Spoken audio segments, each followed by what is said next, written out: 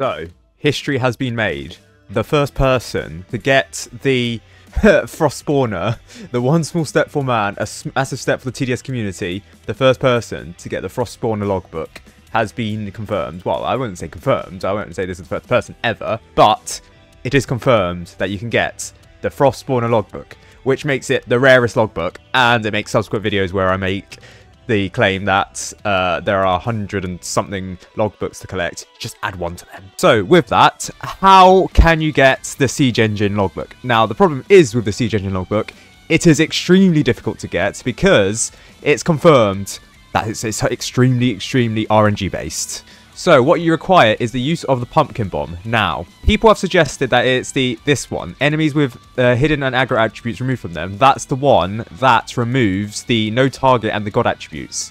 For context, the Siege Engine has two attributes that we're interested in. The no target and the god attributes. Now, in particular, it's the god attribute that is the most damaging towards your hopes of killing the Siege Engine, because the god attribute appears so that you are unable to damage the Siege Engine through any means, even if you get units to collide with it, even if you get explosions to do with it, even if you get the gassing gun to focus on it. That needs to be removed first before you can do anything, and the only way to do that is apparently through the pumpkin bomb. However, the odds for this is unknown, and the exact mechanics it's tied to is also unknown, because I don't think it's with the enemies with hidden and aggro enemies attributes, because there's a 6% chance that enemies will receive a debuff, so there's a 6% chance that it will have one of these three effects, so therefore it has a 20% chance ordinarily of this, but it's been claimed that people have used up to 27 pumpkin bombs just to get the opportunity to have it once. The odds of that is extremely low. It's only a 1% chance of that happening, using 27 pumpkin bombs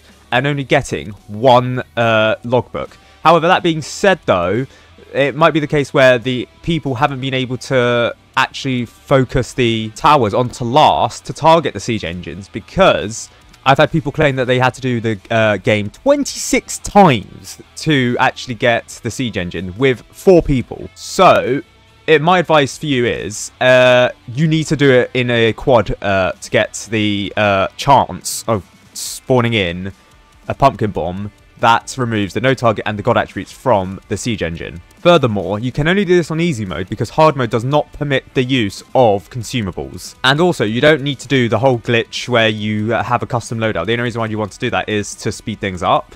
I'm not going to explain the glitch because developers might come from my arse, but you don't need to have a custom loadout to do this. Now, to conserve on pumpkin bombs, what you can do is, with assuming that you have 4 people and all of them can use a pumpkin bomb, so you can use up to 5 pumpkin bombs per game per person. That means you can use up to 20 pumpkin bombs. So what you can do is you can have someone repeatedly throw a pumpkin bomb at a frost spawner until the snowballer starts to target it with its last enemy thing. So it's any tower with the last targeting can target the frostborn. In fact, any tower can target the frostborn, and once its no target is removed. It's just that with the last targeting, it makes it more likely that the tower is able to target it. The only problem is, because you can't hover over the frost spawner to tell when the no target or the god attribute has been removed, you need to find some way of telling how you've removed it. So, snowballer set to last in the vicinity of the frost spawner is the best way to do this.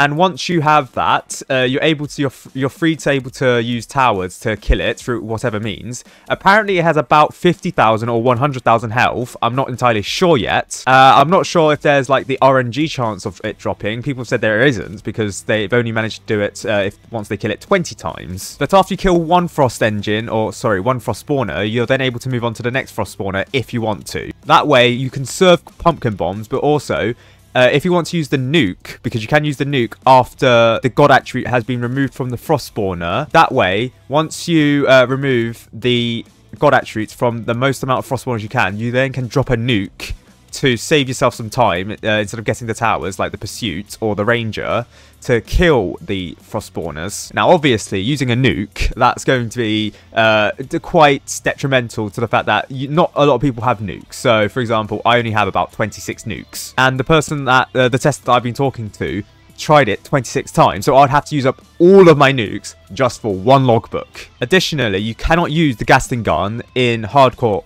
mode, to target the siege engine because of the god attribute. You need to remove the god attribute first. Now, with this, it has been claimed that people have taken up to about 4 hours to get the siege engine. The test that I've been talking to says they did this 35 times and about 4 hours. They got 6 kills independently, solo first, before being carried by some other people for the other 14. Now, that's what I advise. You need to be in a quad, and you need to actually have the pumpkin bomb. The only problem is, you can't get the pumpkin bomb through crates anymore. You can only get them through triumph rewards. So, what happens if you have, like, what, 2 pumpkin bombs? That's certainly not going to be enough to kill the siege engine. What you can do is obviously leech off other people, but what you can also do is try and grind out some game modes to get the pumpkin bombs. Now, the problem is only certain game modes have a chance of dropping the pumpkin bombs. Now, hardcore mode and casual mode do not drop the pumpkin bombs. Meanwhile, in most game modes, it is the uncommon drop. So in easy mode, it is the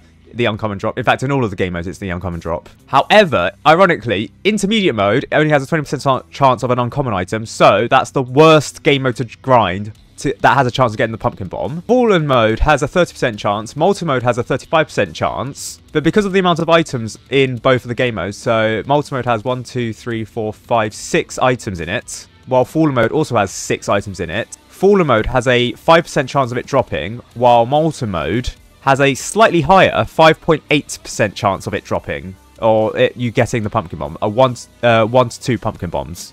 So, ironically, this means easy mode, of all the game modes, easy mode is the easiest one to grind out the pumpkin bomb, because while the uncommon items only have a 30% chance compared to multi-mode's 35% chance, there are only 4 uncommon items in easy mode for triumph rewards. Therefore, the pumpkin bomb has a 7.5% chance of appearing as the triumph reward in easy mode. This is the highest odds statistically, and because easy mode is the fastest to grind out, and because you can grind out easy mode in 4 to 5 minutes with the timescale tickets, if you do not have the pumpkin bomb and you are desperate for the frost spawner, I recommend you grind out easy mode for the pumpkin bomb with timescale tickets, because you can complete it in about 4 to 5 minutes. There is no other way of getting the pumpkin bomb anymore, so if you're like Mentin and you used up all your pumpkin bombs for wiki testing, unfortunately, yeah, you're kind of screwed. I do not like the fact that this is so RNG based, but this is totally the thing that I love to cover because it's just so niche and so random. But yes, that's how you kill the siege engine, and that's how you get the siege engine logbook. It is so completely RNG based that I assume most people will not have the patience nor have the dedication to actually get it.